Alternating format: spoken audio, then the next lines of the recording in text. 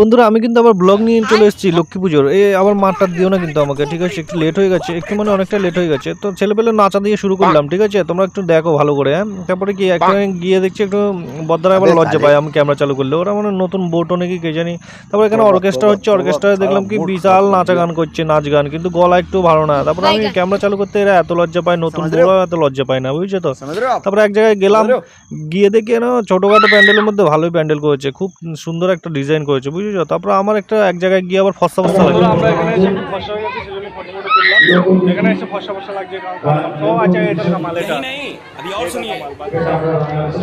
তো বন্ধুরা একটু কালো মানুষ তো, একটু আলো টালো দেখলে ফর্সা লাগলে একটু আনন্দ হয়। তারপরে এখানে হনুমানজি দিয়ে শুরু করলাম ঠাকুর, আর ঠাকুরের শেষ নাই, বুঝছো? এখানে সব রকম ঠাকুর আছে, এখানে রাম রাবণ সবাই আছে, বুঝছো? একসঙ্গে দুর্গা ঠাকুর মাকুর সব কিছু আছে। এখানে লক্ষ্মীনারায়ণ যেটা হচ্ছে মেন পুজো আর কি। তারপরে এখানে সব রকম ঠাকুর দেখে আর শেষ হচ্ছে না, ঠাকুর মানে অনেকগুলো আছে এখানে। তারপরে একটা ভালো জিনিস করেছে, কিন্তু ছবি তোলার জায়গা করেছে, সেজন্য লোকও আসছে, ছবিও তুলছে। একটা